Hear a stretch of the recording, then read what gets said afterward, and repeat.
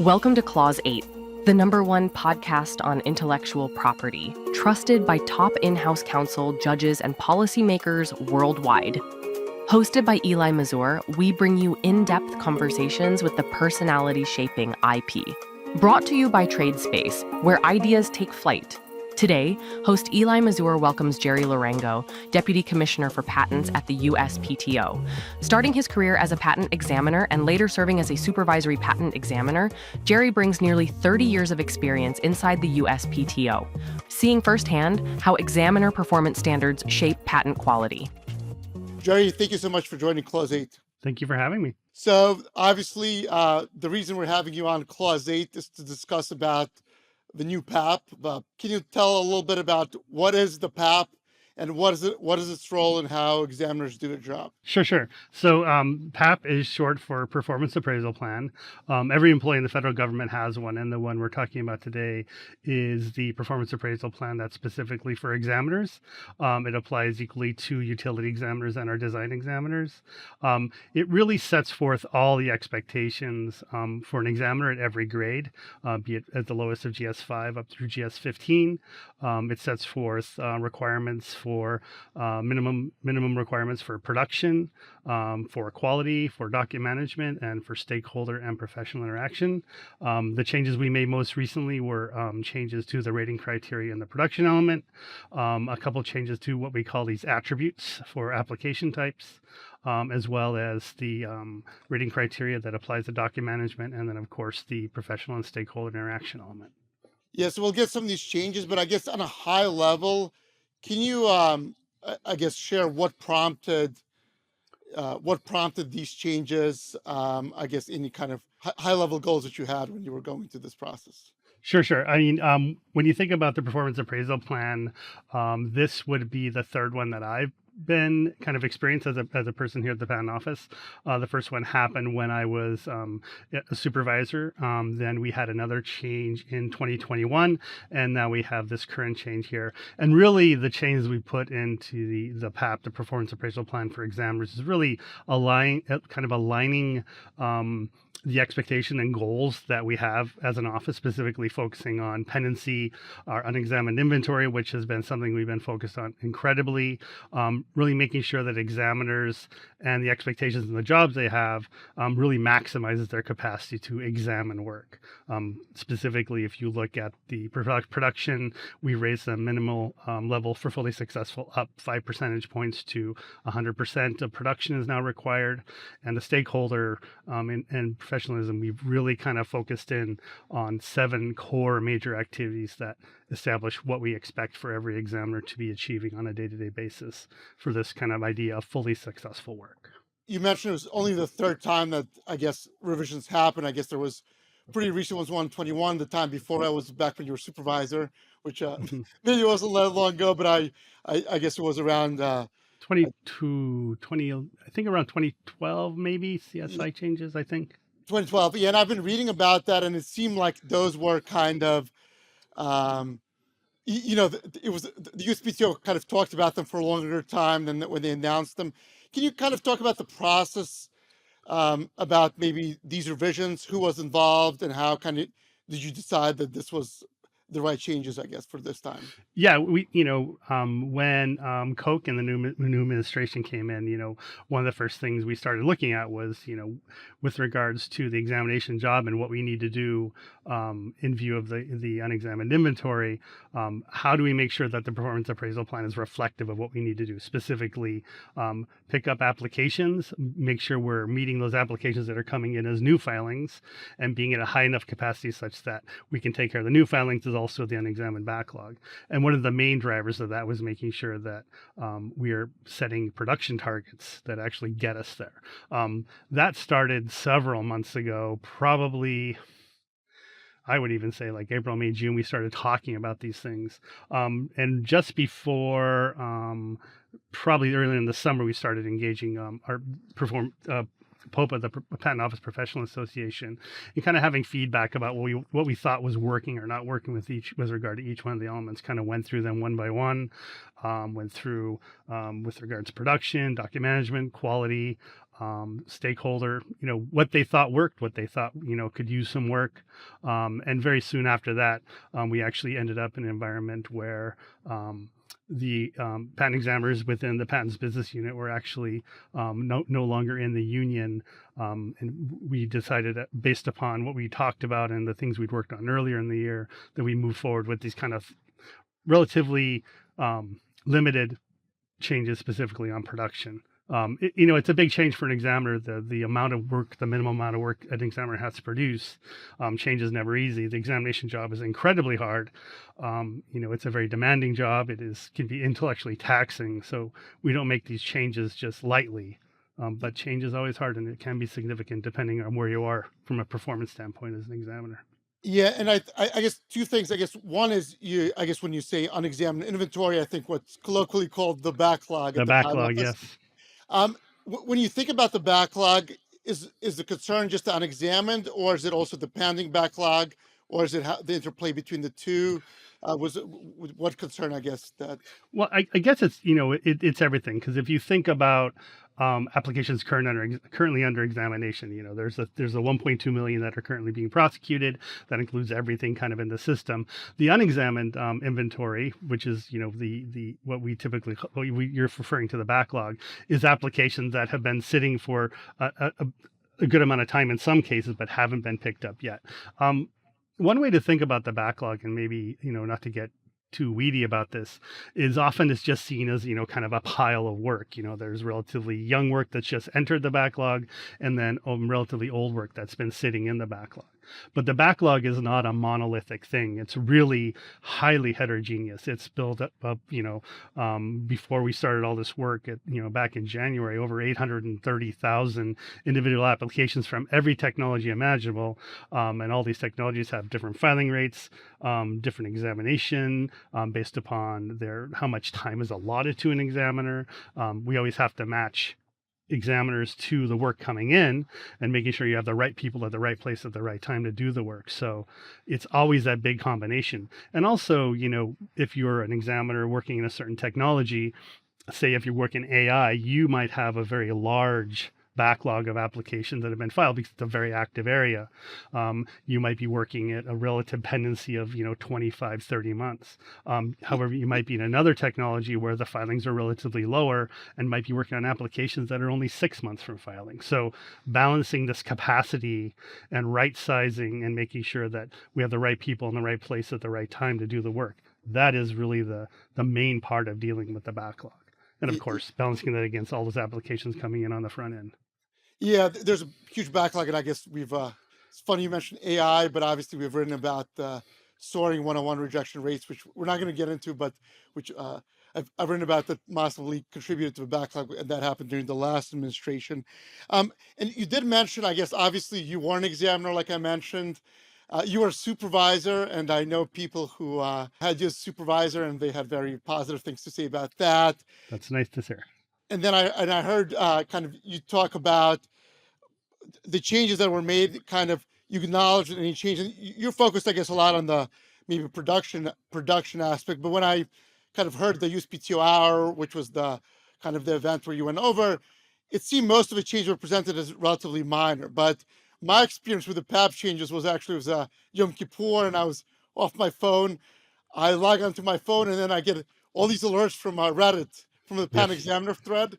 Reddit was very active. Yeah, and usually it's not that active, and usually real life examiners and supervisors tell me, well, it's kind of these are the Oscars. But I guess the feedback I got with that was that the people, I guess, real life people and the Reddit people were equally kind of upset about some of these changes or concerned about some of these changes.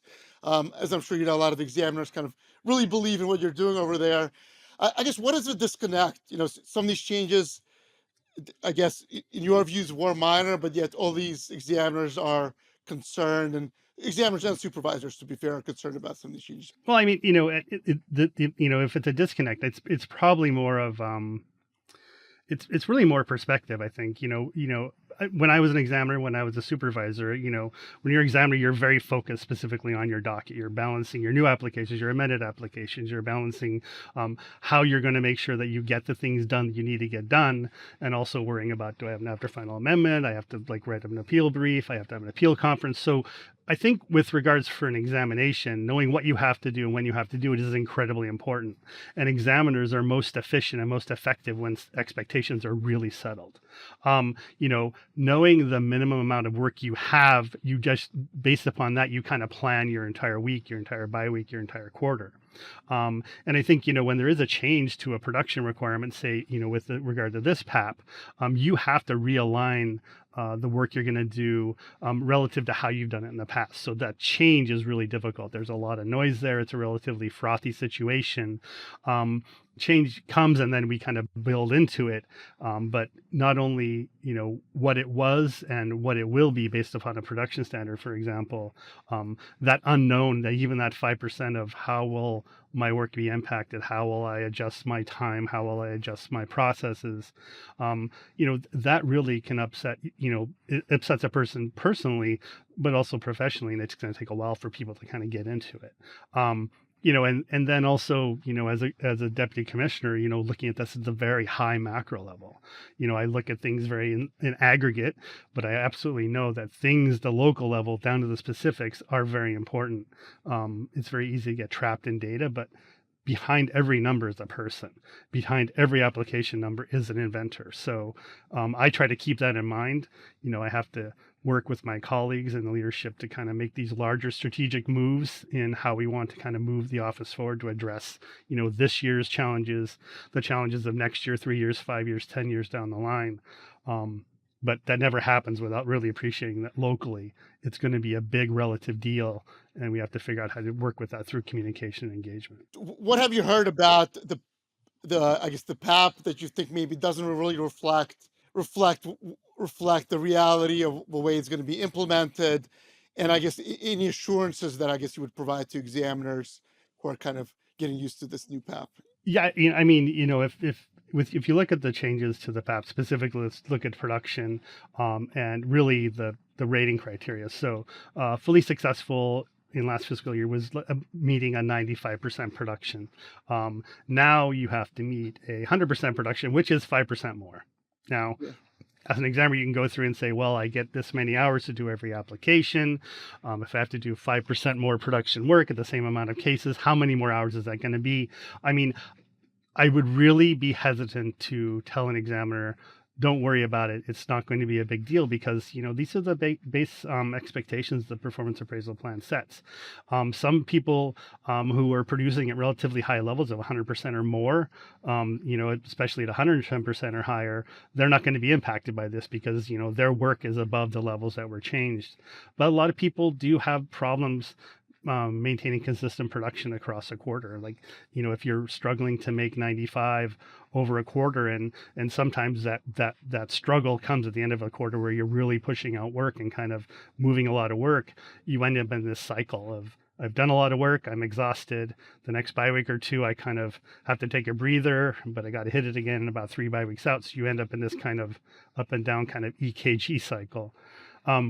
All I can say is that, our supervisors are here, our group directors are here. We have people that are struggling and, not maintaining what we need to do to be, productive and effective and growing in our jobs. We can reach out and we can help those examiners kind of come to those levels. We have lots of tools to do that. But we take this very seriously. I mean, the examiners are the number one resource, and the amount of work we require of them, we think is reasonable in view of what the office is and what we need it to be. But the change is hard, and we have to make sure we're finding out what they need to actually be successful at the new levels that we're requiring.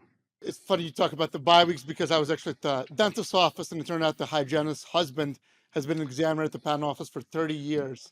And she said, she talks about how much pressure he's on. She's like, I'm waiting for him to retire. She's not under that after 30 years. But I guess the thing that, I guess maybe one where you mentioned the production is, combined with the production, it seems there's I guess part of the PAP changes, examiners are concerned will make it easier to meet the production requirements.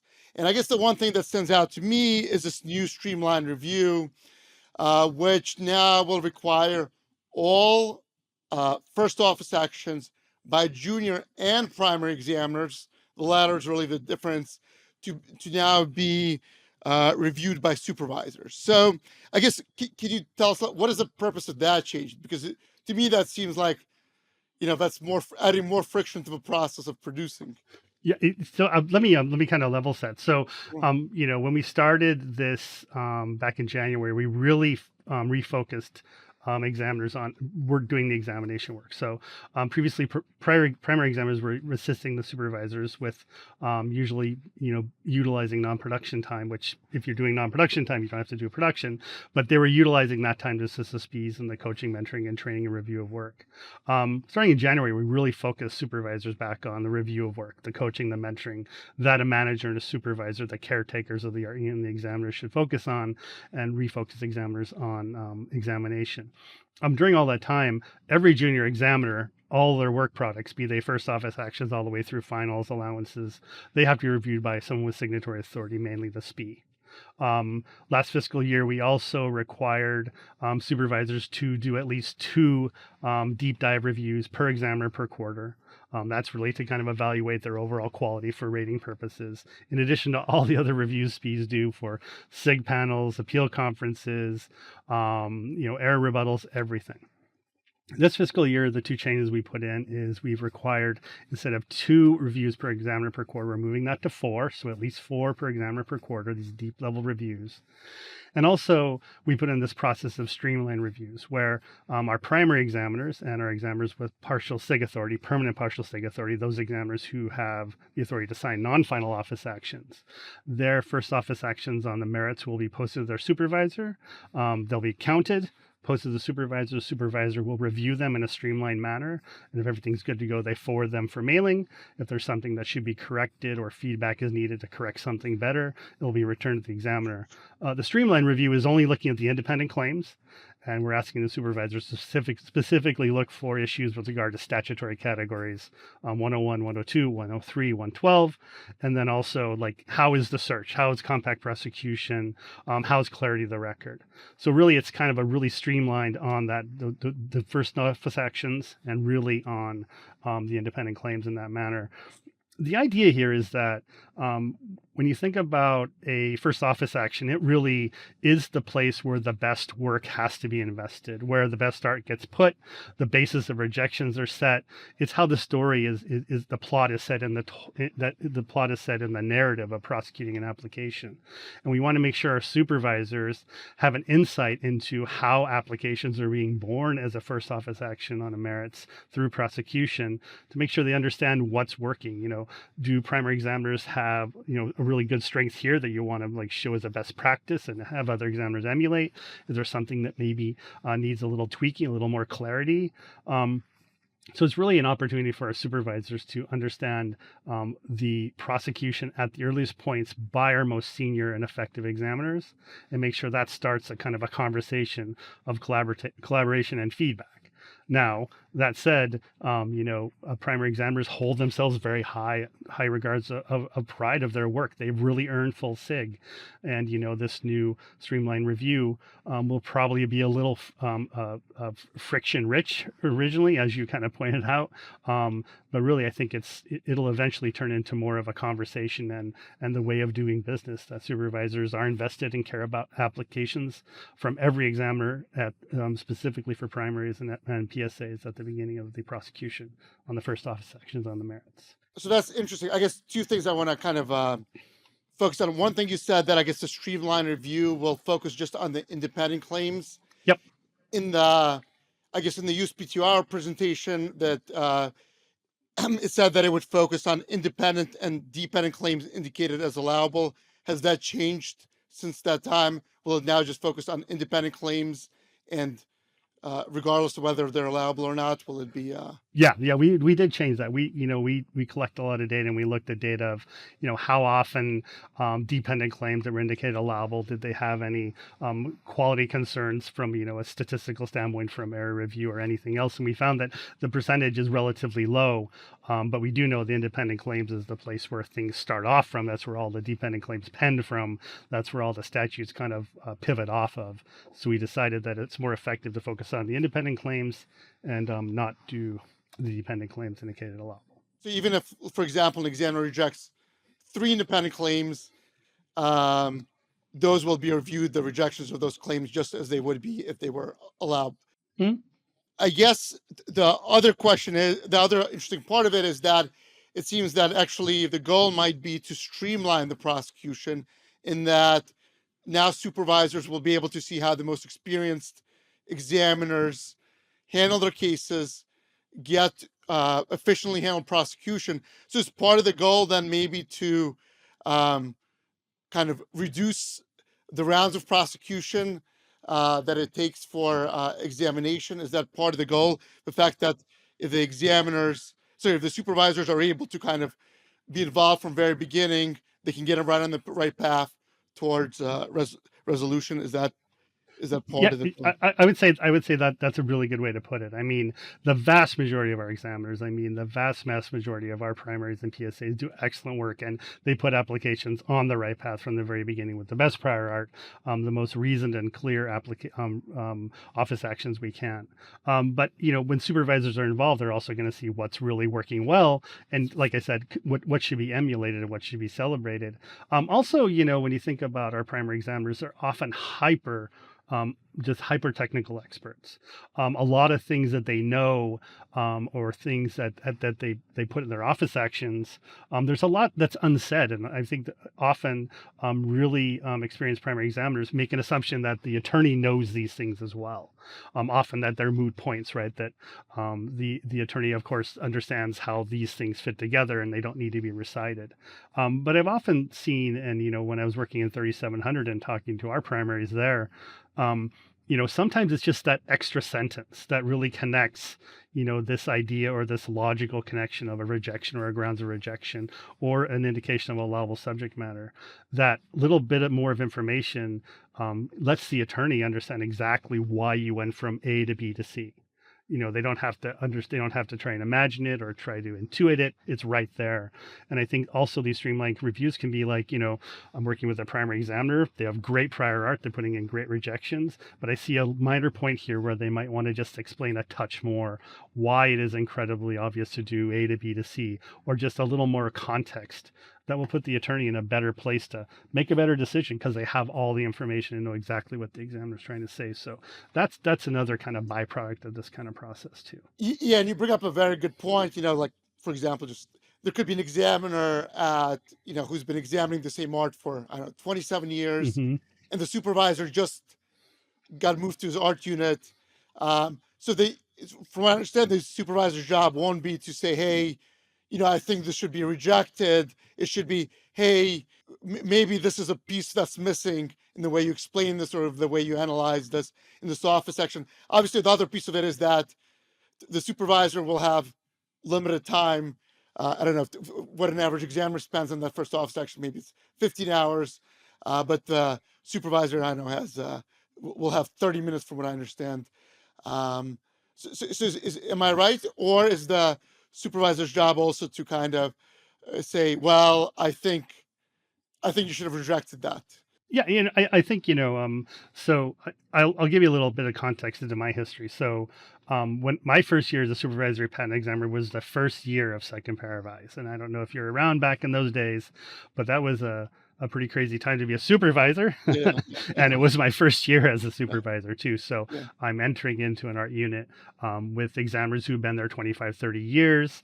I'm just kind of very young looking guy into a different technology of compositional chemistry. And I really approached it with my examiners. And I said, I have to look at the allowances. I'm going to make evaluations. But if I see something that I think might, be important for you to take into account, be it a 102 or a 112 or a 103, I'm going to come to you and I'm going to ask you what you think. And I'm going to say, this is what I think it should be. And let's have a conversation about it. And I said, the way we can approach this and think about it is, the patent statutes say a person's entitled to a patent unless, and close calls should therefore go to applicants. And if you operate in that manner, you're being fair to the applicants and making sure that, you're putting them on notice of what they deserve and they don't based upon what the law says and what they have. I want to also be reasonable with you. You're a technical expert. You'll be a technical expert. I never will be, but I want to learn and understand. And I think that is really kind of how we can approach it too when you think about these streamlined reviews. A lot of supervisors are technical experts. They may not be the deep docket level expert of a primary, but supervisors really, they have to carry the burden to learn and understand the context of the technology, how it's examined, the prior art. They will learn, the primaries will understand more specific different ways of looking at stuff. And it's really trying to make it more collaborative. It'll be hard in the beginning because it's new. But we'll have to figure out the best way forward. And we're baselining it this first quarter, and we'll see where we go as we move forward through the quarter. Yeah, and I guess, what you suggest, sitting down with the examiner, that sounds, amazing. But I guess from the, the numbers, there's for one supervisors, there's 13 examiners, right? Or so.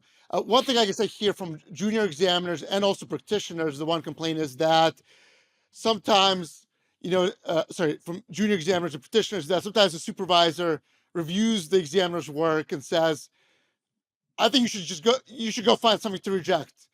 And the examiner's like, I did the search twice, 3 times.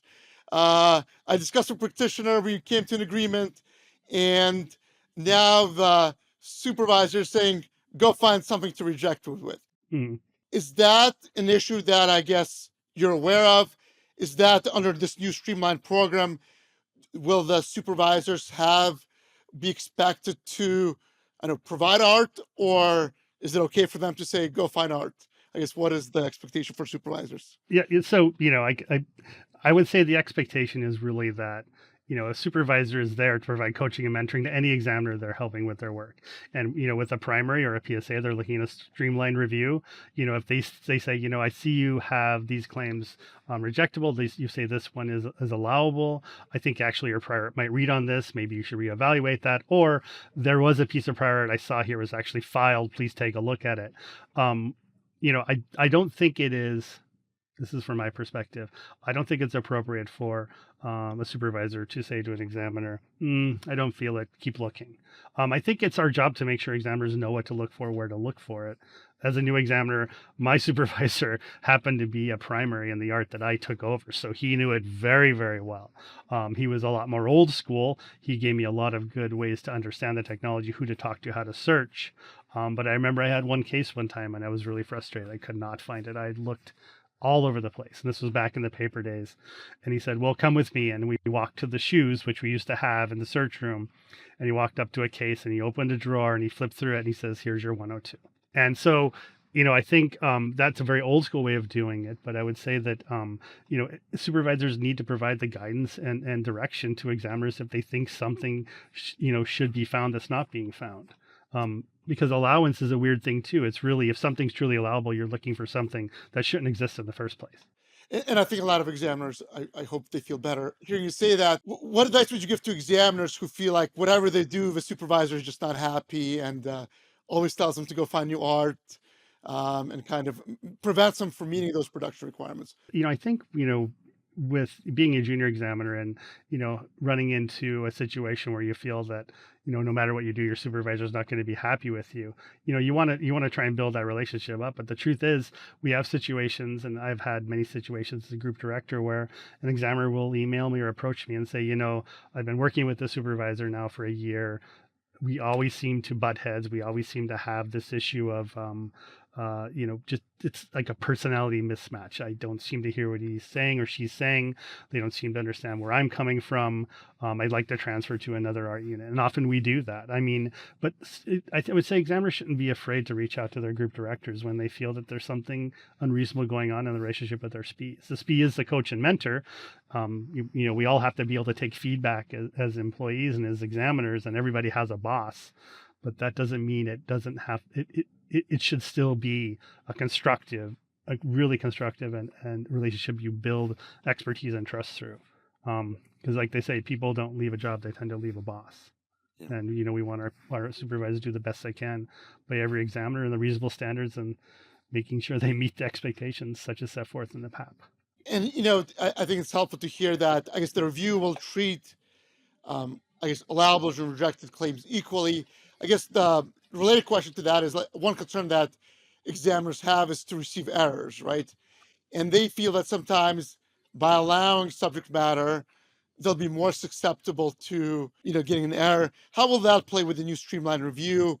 Is the assessment for whether something deserves an error or not any different for that, or is it going to be, I guess, is there going to be, I guess, more leniency towards that in that kind of because every case is now subject to that, I guess. Yeah. So, I mean, all reviews should be agnostic. We want to evaluate the propriety of the patentability determination that was made, whether it is properly indicated allowable or properly rejected. You don't want to improperly reject something because when, the way I think about it is an applicant walks into the office and they have this basket of rights that is implicitly theirs.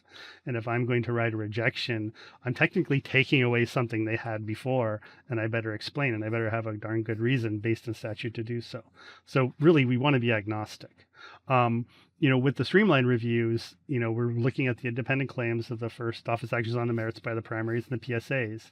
But in that review, looking at the statutory categories for 102, 103, 112, 101, both whether it was properly made or whether it might have been omitted, if there is a problem with the compliance of those statutes, the supervisors would stop that streamlined review and then go into kind of a deep dive review, looking at all the quality major activities for that.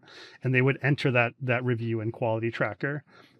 And often, if there is a clear error as set forth in the PAP, they would put that in the Quality Tracker. The examiner would be forwarded that clear error, and then the examiner would have an opportunity to rebut.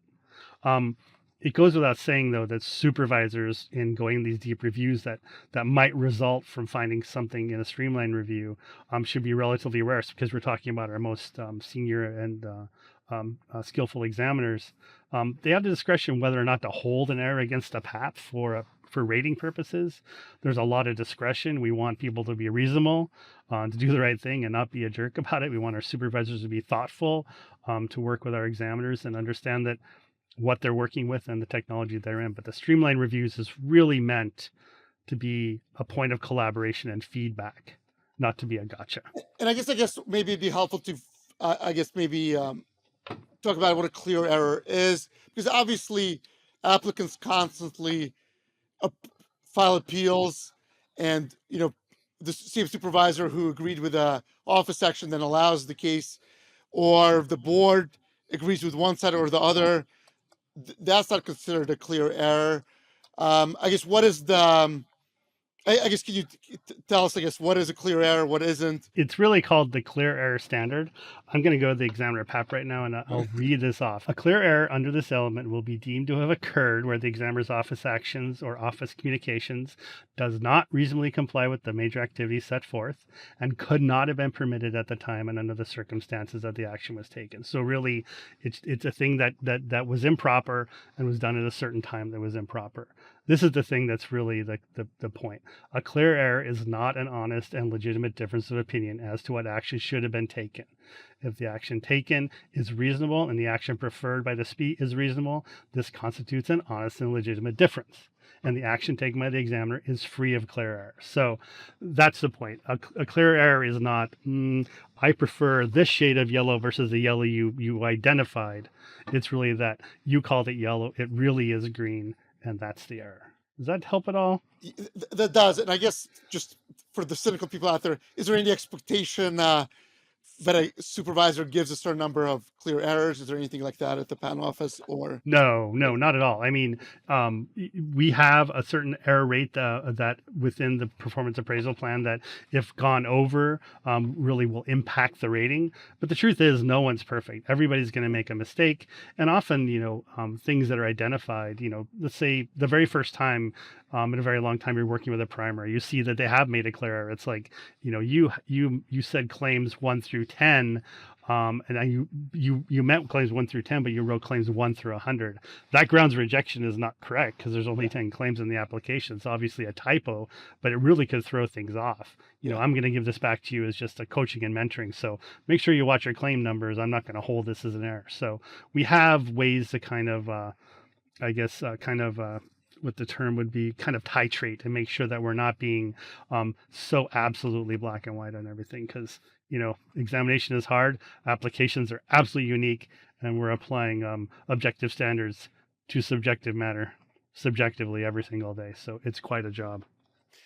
You mentioned the second pair of eyes program. You became a supervisor when that was implemented.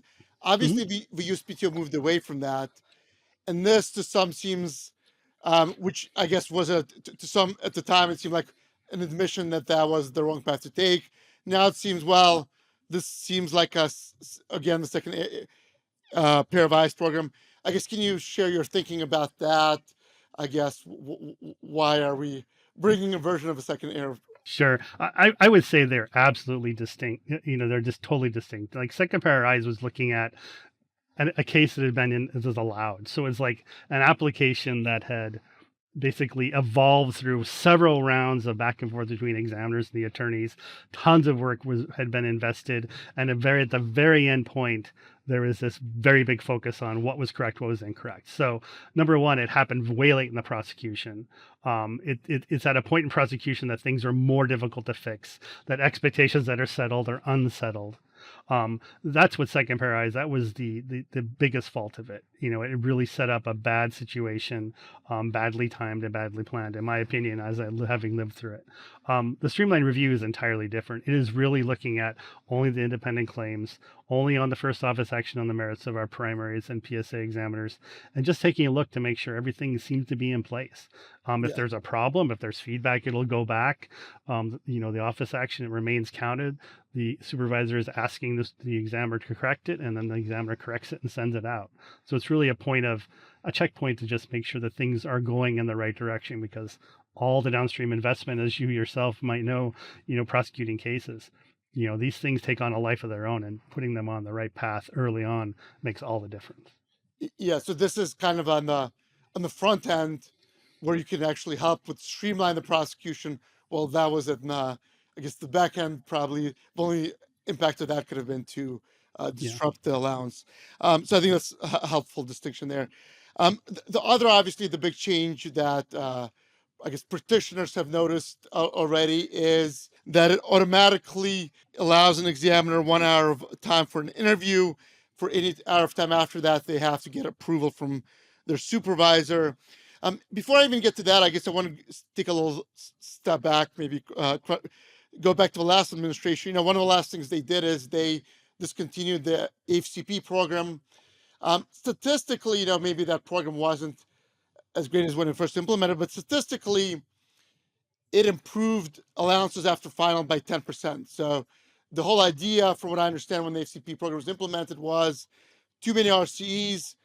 Let's find a way to kind of resolve these things through talking with the examiner, with the applicant, and let's get these allowed after final. The last administration got rid of that program, and at least from what I've noticed, there's been a drop-off in allowances after final, and obviously also a drop-off in interviews after final as well. Have you noticed? Has the USPTO noticed that data when they were, I guess, coming up with these new interview guidelines and kind of? So with regard to the impact on allowance, I think you're saying the allowance rate after final. Allowance rate after final is lower now after HCP 2.0 is ended. I think that's what you're saying. Yeah. I haven't looked at that data specifically. I can definitely look into that. The HCP 2.0 was an interesting pilot. Initially it was, built to say, there are these applications that are so close to being issued or closing prosecution, but for another quick look or a quick amendment by an attorney or in view of an interview by an examiner. I think that really was what it was built to kind of do. But what we saw over time also is that a lot of the applications that ended up going into AFCP 2.0, and this is just, kind of anecdotal, but looking at them, were some of the most difficult, important applications that an applicant had. They really were pushing these things through AFCP 2.0 to get them done. And also FCB 2.0 from a agency perspective was incredibly expensive from examination time, and it didn't have a fee. And I think there were thoughts of maybe keeping it with a fee, but I don't think the feedback on that idea was very positive overall. That aside, the one of the reasons we were looking at interview time in the new PAP, and we allow 1 hour of interview time per round of prosecution. And if an examiner wants to have a secondary interview where they want to have additional time, they just have to talk to their supervisor and get their approval. Examiners who have negotiation authority can always do interviews of their own accord. I did this often when I was an examiner. Of course, if I could get non-production time to do one, I would go for that as well. Our supervisors should be flexible and reasonable with requests for doing this. Often, I would say attorneys who are really good about putting an agenda, like really talking about, here's the situation, here's what I want to talk about, here's the claim, here's the prior art, this is what I think I want to resolve. That kind of agenda helps an examiner out, and that's the kind of information that an examiner would want to give to their supervisor. But I would say one thing, if looking at one data piece we have looked at, is only about 6 in 10 disposed applications in 2025 had an interview in them. So not every application has one. Some have more than others. Sometimes it's based upon the attorney style, the examiner style, the technology. But I would say any opportunity you have to talk to an attorney with an interview is very important, and you should take it if it's going to move the prosecution forward. Because without applicants, there wouldn't be much point us being here, and understanding what people need from a perspective of interview is really important. Yes, I just want to make sure I didn't lose that piece. I guess what prompted limiting to one, was it really to try to kind of lower the production credit that examiners get through interviews? Was that kind of the driving force? No, it was. We saw, we were often looking, you often see this when people talk about people have high allowance rate or low allowance rates or anything, that are out of the normal bounds of what's typically seen in an area. Really we were seeing some outliers where there was interviews were happening every, I'm going to call on them and make a change to a period, and these are only anecdotal, but there we had a lot of outlier, and we're trying to make sure that examiners know that their time is important and interviews are to be effective and they're pushing prosecution forward, and that when an interview is going to be held, it's going to be substantive, it's going to be categorized, it's going to be recorded, and it's going to be reflected on the record. We'll see how this goes through. A lot of feedback. Recorded through an interview summary, not a exactly. not a recording, because there was a proposal out there in the last minute. Exactly. Yes. Okay, so I think that's helpful. I guess I want to kind of go through an anecdote and kind of get your take on it, or a hypothetical, I should say. So let's say through this new program, this new initiative of the streamlined review, an applicant gets this comprehensive office action. He initiates this interview with the examiner. He has an interview. He resolves some of the new issues, and then the examiner finds new prior art, and then the examiner then issues a final office action. So at that point, the applicant calls the examiner, or should the applicant call the examiner? Let's start there. They get this new prior art, and they say, "Hey, I'm after final. I need to figure out how to go forward. Does the USPTO, is that fine with the USPTO for the applicant to reach out to the examiner again and say, I want to discuss this new rejection?" Absolutely. Like I said before, and it sounds trite, but without applicants, there wouldn't be much point us being here. We're here as the guardians of the public domain, and we're the shepherds of innovation. We're here to make sure that our applicants, their inventions see the light of day according to the statute. So if you ever need something from an examiner, and you specifically in the situation where you had an interview, they found a new piece of art, they issued a final rejection, you're now after final, and you really want to figure out what you can do to make sure we can resolve this, always call the examiner for an interview. Utilize the application interview request form, the AIR form, that puts it right in the application, so that makes sure the examiner won't miss it. Always reach out to the examiner. Sometimes after final, examiners have a lot of discretion, but I can only speak from my experience as an examiner. I very rarely denied an interview, and the point is that it was an opportunity to make sure that myself and the attorney really understood each other, because when you talk on paper, it's very easy to run past each other, right? Sometimes being in the same room or on a video chat really you kind of understand exactly what the concept is and what they're concerned about. And you say, oh, I see. Well, you're not talking about A, you're talking about A prime. Yes, I see. If we do this here and here and here and view the prior art, I have to update my search, but that looks like it'll go in that direction. So any opportunity to collaborate on that is really valuable. That said, with the new PAP and the non-production time for interviews, subsequent interviews, if examiners want time, they'll have to talk to their supervisors. But supervisors are also interested in making sure applications are prosecuted effectively and prosecutions close correctly and fairly. So they're expected to be as reasonable. Yeah, so I guess I'm hearing this, obviously anecdotal at this point, but the things that I'm hearing now are some examiners are saying, well, I don't do interviews after final anymore because of a new PAP. Others are saying after non-final, they say, well, you might want to save this interview for your after final. I guess what I'm hearing from you is that even though officially there's one interview that they automatically get, it's not that something that they should be kind of, guarding against doing interviews. Is that kind of? Yeah, I think that is an incorrect assumption. For example, an examiner who says, as a matter of personal policy, I never grant after final interviews. Yeah. That's inappropriate. And, the changes we made, the stakeholder and professional interaction point to, arbitrarily and capriciously denying interviews will impact the rating on that in that element as well. So it's kind of covered in both areas. And I think telling an attorney, keep your powder dry for an interview when you really need it, I think that's also inappropriate, because interviews are kind of like feedback. They're most useful when they're timely and specific and really at the moment where you need them. We work here and we're here to serve the public and our attorneys and our customers. And, we should always keep that in mind.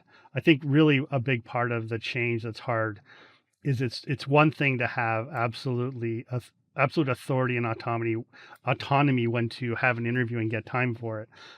Having to actually explain and ask a supervisor for additional time when you want it, that's an extra step that a lot of people grade against. But we'll just have to see how we work through this. Yeah, and I guess from perspective of the examiner, the applicant contacts them after final, and they say, this is not going to be resolved. Me going to the examiner, to the supervisor just for permission is going to take time.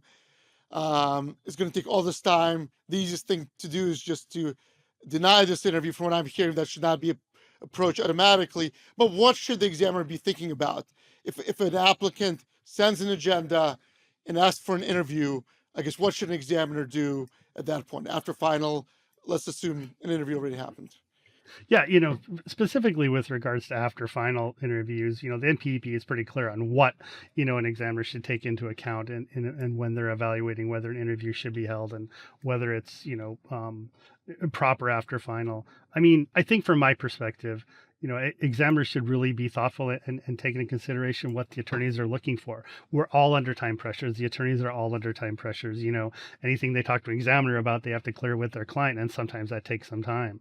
Likewise, an examiner should, invest the extra 10 minutes perhaps and send an email or an IM off or call their supervisor and say, hey, I want to have an interview after final. I'd like to get some time for it. I have an agenda. I think we're going to move the case in a good direction. Will you authorize the extra hour?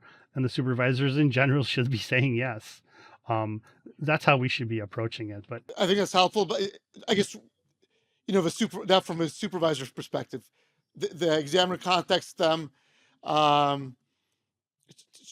Should they be, I guess, give that time unless there's compensated for it? What's the assessment that they should make when the examiner says an applicant contacted me for an interview and can have extra time for it? I guess what would the process be? What should the supervisor? How should the supervisor assess whether they should give extra time or not? So, I think it's really going to be dependent on, what is the state of the application and is the interview and perhaps specifically with an agenda, what's going to actually be resolved. Like, let's say, for example, there's a rejection. It looks like these two aspects, one's unclaimed, that's in the specification, could be moved in there. It appears to be clear of the prior art. I've updated the search. I wouldn't see it that way. Looks like we can move this forward. I might have to work with the attorney for a half hour to make sure that the examiner amendment claims are drafted properly. A supervisor should approach that and be reasonable and say, yeah, that sounds like a really great thing you should do. I mean, compact prosecution is making sure we cut down the churn on applications, making sure that applications go to disposal and are done in a way that applicants know exactly what they need to do next. What's the state of their claims? And we clarify that a lot through interviews, and SPEs have really been trained to make sure that their examiners are given the time to do those things appropriately, and granting a second interview is one of those things. So correct me if I'm wrong. From what I'm hearing, if an applicant already had an interview after final, they think an interview would be productive, the examiner, if they have a request, they should entertain it, and the supervisor should be giving them the time to do that for the interview. I guess my question, to reduce that friction, what advice would you give to applicants in terms of if an examiner says no, or they want to make life easier for the examiner, should they just reach out to the examiner and the supervisor directly? I guess what advice would you give in terms of that? Yeah, that's really going to be a call up to the applicant. But I think one of the things that makes interviews most effective is a really good agenda from the attorney. As an examiner, when I was practicing, and I really shouldn't use myself as an example too much because that was a long time ago. But when I would get a request for an interview, I'd always ask for an agenda. I say, make sure you give me an agenda, talk about the claims, the prior art, what direction you might want to go, any possible claim amendments. Send that to me, and as soon as I have that, we'll schedule the interview. That really made my time effective. It made the interview more useful for both. It was better for the record. That sort of information will be useful for an examiner when they say, okay, I have an agenda. I think it'll move in this direction. I'd like to get another hour of non-production time for this subsequent interview. Will you authorize it? And I would think any reasonable SPE would say, of course I will. Listening to all this, I'm like, well, then why wouldn't it be just easier to keep the old system where, if maybe say, if an applicant provides an agenda, the examiner gets time automatically. Why put that friction in where the examiner has to go and ask for supervisor for that additional time? I guess that's kind of. Well, we don't actually require necessarily a large agenda or any agenda from an applicant for an interview. I think the error form might require, some information contextually about what they want to talk about. But that would be something we'd be putting on the applicants. More than anything, this is just a way to make sure that examiners are being thoughtful with non-production time, that we're granting it for appropriate circumstances. We're going to see how it goes with this. This is, the new attribute in the current PAP. We're always looking for feedback, like feedback we're having here, talking to you, from our stakeholders, from examiners, from supervisors. We're always looking to make sure that things are right sized. But non-production time is very valuable. Every hour that an examiner is not examining is another application that's sitting in the backlog and awaiting to be examined. And we're really trying to make sure at the aggregate level, we're really putting our capacity at the examination stage. So I guess this is my takeaway from this, but you please tell me if I'm wrong. If an applicant, if previously an applicant would just call up an examiner and say, hey, let's have an interview for no good reason, the examiner might have granted that, but now the supervisor will be able to kind of give the feedback where, hey, if you're going to have an interview, make sure the time is well spent, and they have things to talk about during that interview. Is that kind of? Yeah, I think that's correct. But I mean, I think the interview you're talking about there is kind of like the old fishing expeditions. I remember back in the day, attorneys would 4 or 5 or 6 of them, they'd spend the entire day roving the office, having interview after interview after interview, not necessarily maybe, substantive agenda-driven interviews, but it was like they had to check their box. And the MPEP is pretty clear on kind of these fishing expedition, sounding out interviews. I don't see a lot of that these days from attorneys. Attorneys really care about what they talk to examiners about. We don't prosecute off the record. They take their examiner's time really. They understand that time's valuable, their time's valuable, their client's time is valuable. I don't see a lot of that anymore, and I think the interviews I've seen, the requests I've seen, attorneys are really looking to do something substantive to move something forward. So sounding out and kind of fishing expeditions are less common. But again, I think supervisors are going to be very flexible and reasonable on the requests that come in for subsequent interviews. Okay. And I guess it seems like you'll be watching how all this works Yep. out, if there's friction and all that. Yeah. Um, We collect a lot of data and we watch, yeah. making sure that people are doing the right thing when they need to do it. So I guess you talked about the production piece of that. I guess the one last thing, the PAP changes. The one last thing, I guess, it's pretty minor. I know statistically, there's very few cases filed using the patent prosecution highway program. Um, but I guess the change there is that an examiner will get 25% less production credit, or for time. I guess from an examiner's perspective, let's say a Chinese applicant got an application allowed with a Chinese patent office. They file a PPH with the U.S. patent office, and the U.S. examiner picks it up, and they looks at the result. These claims got allowed. How should they be approaching that case differently than maybe a U.S. case filed with not ES? I guess what is like the Yeah, well, examiners should approach every application exactly the same. Fully understand it, fully search it, do full patentability determination at the same high level of quality they would on every application. The difference with regard to PPH is that PPH applications, which I think is around 8,500 a year, and I think they're a little under 1.8% of our total filings, so Yeah. not a ton. But they are dependent on work done in another IPO office that with the same claim of scope, same similar scope of claims? claims, Yeah. and they have a patentability determination, and the prior is also supplied. So really, the idea there is examiners are kind of working on an application that has front end work on it.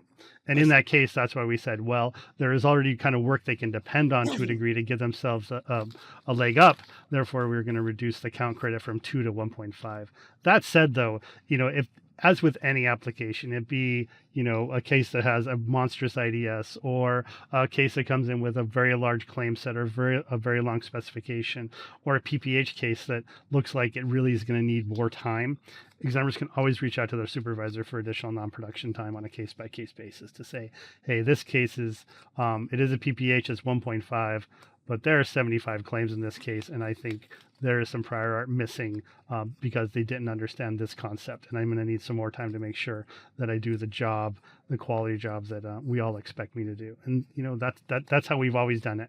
That is kind of the pressure valve for situations that one-off situations come. Always talk to your supervisor. They can grant non-production time for these situations. One thing I guess about the interviews that I forgot to mention that I guess kind of maybe important is, one useful tool that examiners have to expedite prosecution is initiating interviews and proposing allowable subject matter.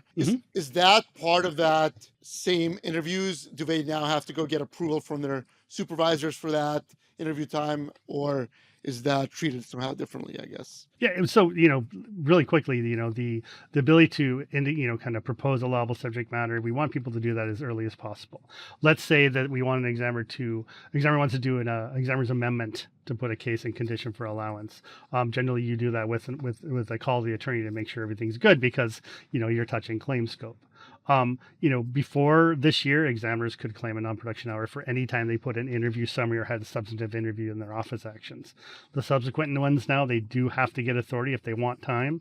That said, examiners still have the freedom, based upon their signatory authority and their negotiation authority, to hold interviews and to make decisions on applications, in line with their authority based upon their SIG level. So the difference here is that if they want a second interview within one round of prosecution, they have to ask for it. You mentioned how you'll be looking to see if these changes are effective, if they're doing what I guess you want them to do. I guess what will you be looking for, and when will you kind of decide, hey, these changes are a success, or maybe we should modify them? Yeah, for example, some of the data, because when the way our systems work, when an interview summary is completed, say the first interview summary in a round of prosecution, the examiner receives an hour of non-production within the docketing and production system. So it's linked to the application. So we can see which applications had an interview in them. We can see which applications had an interview that was done that was not compensated, where the examiner did not ask for time. We can look at applications where examiners had a first or a subsequent interview with time. And we can say, okay, of all these applications applications over an entire fiscal year, what was the compact prosecution characteristics of this application? How many claims? What was the next step in prosecution? We can try and evaluate all these things and understand correlations, but also a lot of this is going to come down to feedback from examiners, SPEs, and stakeholders. The interview is a point of contact between our examiners and the applicants, and if there's something that's working or not working, we want to hear from them as well. And I guess how are examiners and SPs like providing feedback? I get feedback all the time via email. I do try to understand, perspective on Reddit. Reddit is often a rarefied atmosphere and can sometimes be an echo chamber. Nonetheless, it can be very useful.